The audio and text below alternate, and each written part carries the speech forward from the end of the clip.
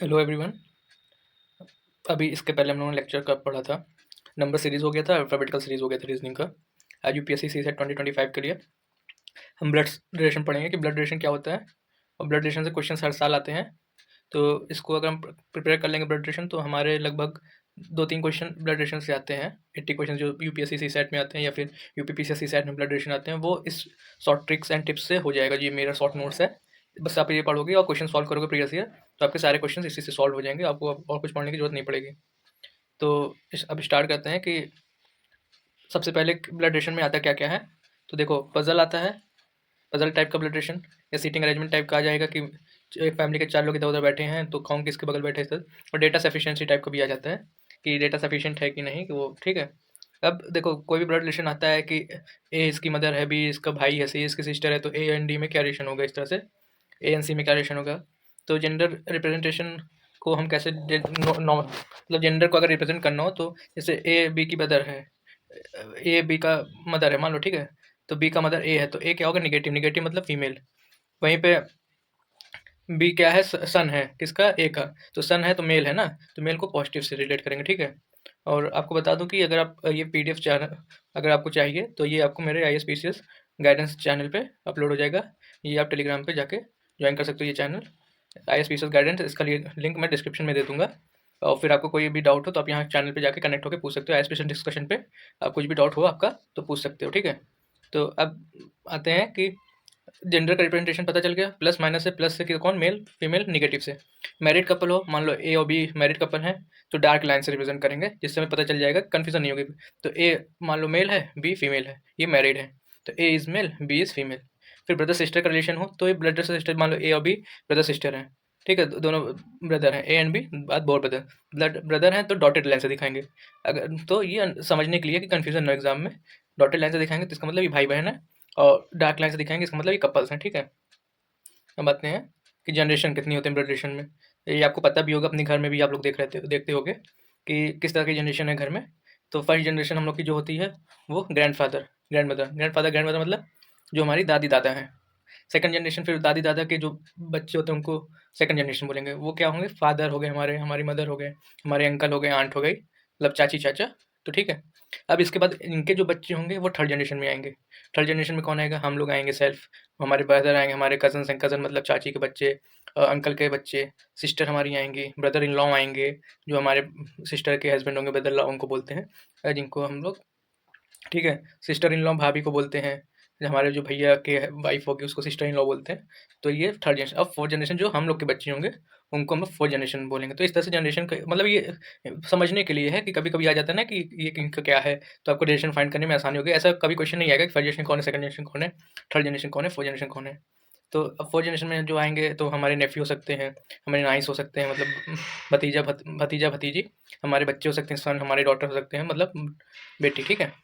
तो ये समझ में आ गया होगा कि कौन का इसका रिलेशन।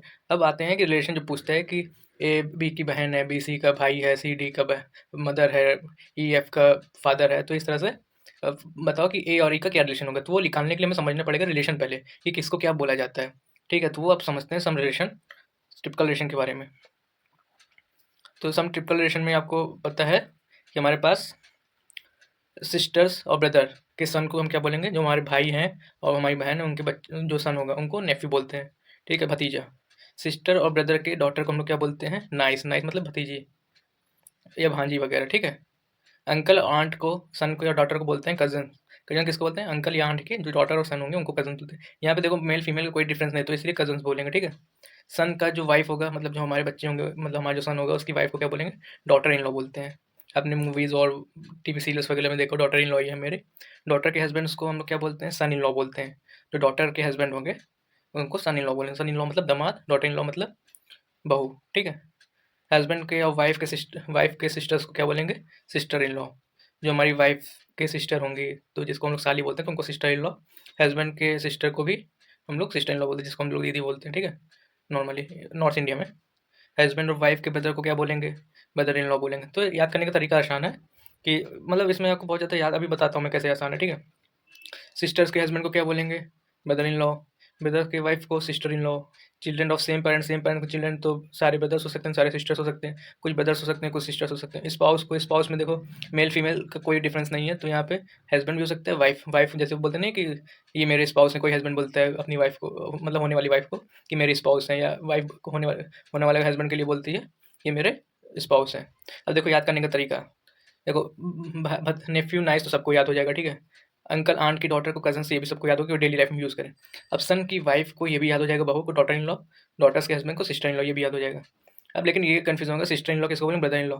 तो देखो जितने भी हमारी वाइफ से रिलेटेड चीज़ें हैं, भाई बहन तो सिस्टर इन लॉ सीधा सा, वाइफ का ब्रदर है तो ब्रदर इन लॉ, और सिस्टर है सिस्टर इन लॉ। इसी तरह हस्बैंड का ब्रदर है तो ब्रदर इन लॉ, हस्बैंड की वाइफ बहन है तो सिस्टर इन लॉ, और भाई की वाइफ है तो सिस्टर इन लॉ। ठीक, समझ में आ गया होगा अब, ये सिस्टर के हस्बैंड है तो ब्रदर इन लॉ, तो आपको समझ में आ गया कि कहाँ पे क्या लगेगा। ईजी है याद करने का तरीका, एक दो बार पढ़ोगे याद हो जाएगा। अब कुछ क्वेश्चन देख लेते हैं कि जो मैंने बताया वो अप्लाई हो पा रहा है कि नहीं। आपको बस देखो छोटा सा मतलब वो मैंने दिया कंटेंट, अब उसके बेसिस पे सारे क्वेश्चन आप कर लोगे जितने यूपीएससी ने पूछे हैं आज तक। आप प्रीवियस पेपर जाओगे देखोगे, अभी मैं दिखाऊंगा अभी लेटेस्ट 2024-23 का, तो आपको समझ में आ जाएगा, तो आप सारे क्वेश्चन सॉल्व कर लोगे बस इसी से। आपका यूपीएससी और यूपीपीसी दोनों का इससे काम हो जाएगा।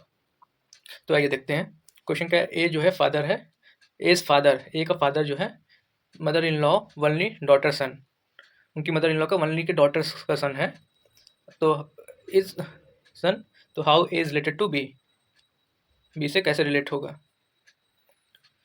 तो बोला है ए का फादर है तो प्लस लगेगा, मदर इन लॉ ये है निगेटिव लगेगा, मदर है ना तो निगेटिव जेंडर। वनली डॉटर कौन है, ये इसके बारे में नहीं दिया है। और का सन, वनली सन, सन कौन है, बी।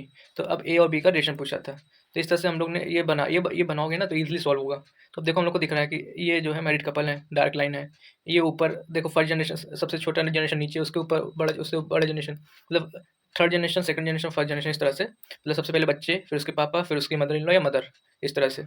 इसी तरह से अब देखो mother in law's only daughter का हस्बैंड है ये, ठीक है, फादर वनली डॉटर का हस्बैंड, तो वनली डॉटर कौन है, एक होंगी कोई।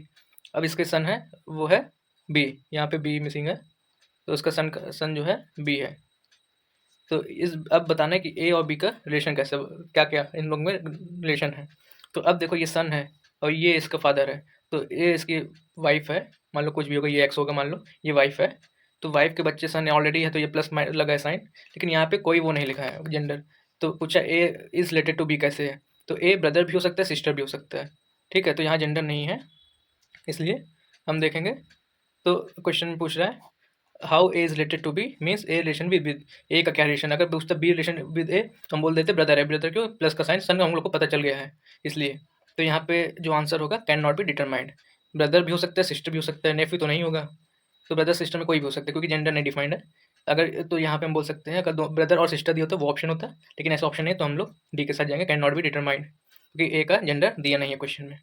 अगर बी का रिलेशन ए से पूछता तो हम ए के साथ जाते कि ब्रदर है। समझ में आ गया होगा आपको मेरे ख्याल से। अब अगला क्वेश्चन देखते हैं।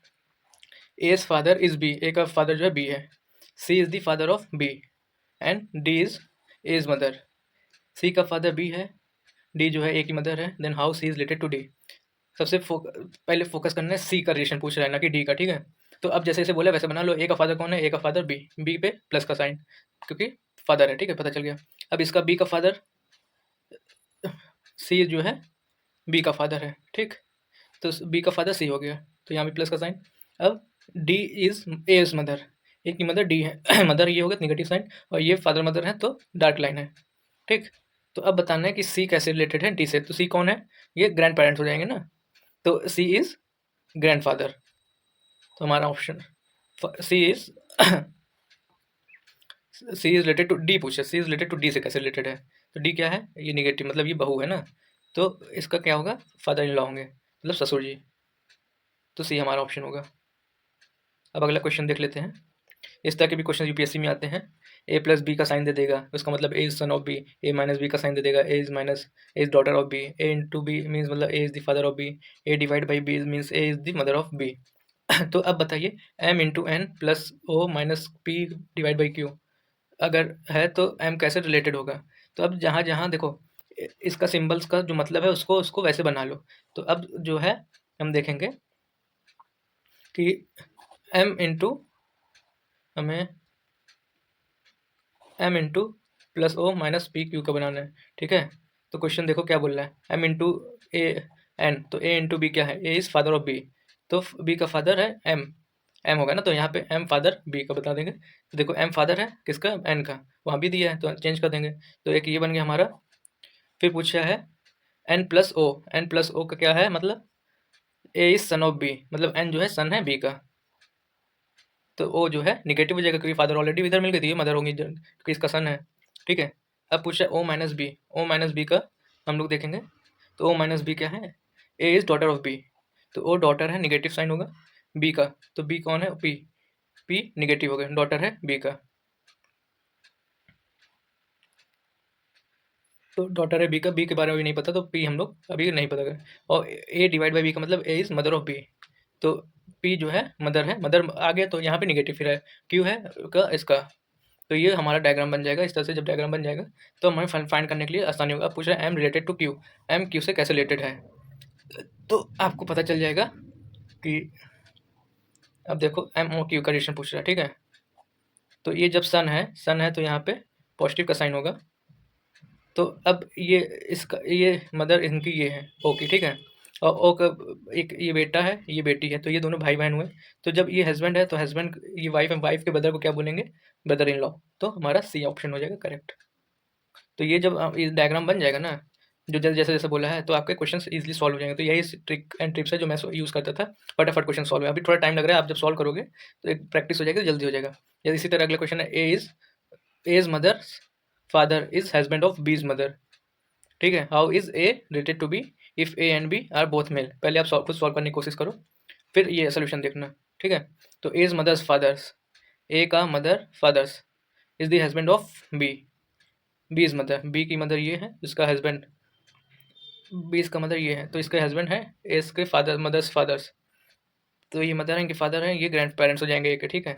हमें बताना है A is related to B, A B से कैसे रिलेटेड है, इफ एंड बॉय दोनों मेल हैं, ये प्लस है ये प्लस है, तो इसकी मदर है ये इसकी मदर है, तो अब ये प्लस है तो यहाँ पे देखो डॉट डॉट का साइन लगे क्योंकि ये फादर ये मदर है, तो ये भाई बहन होंगे। तो ये बहन का बच्चा है, बहन के बच्चे का एक का क्या होगा, तो हमें पता है पॉजिटिव है, तो हमारा ये नेफ्यू हो जाएगा, भांजा हो जाएगा, ठीक है, नेफ्यू।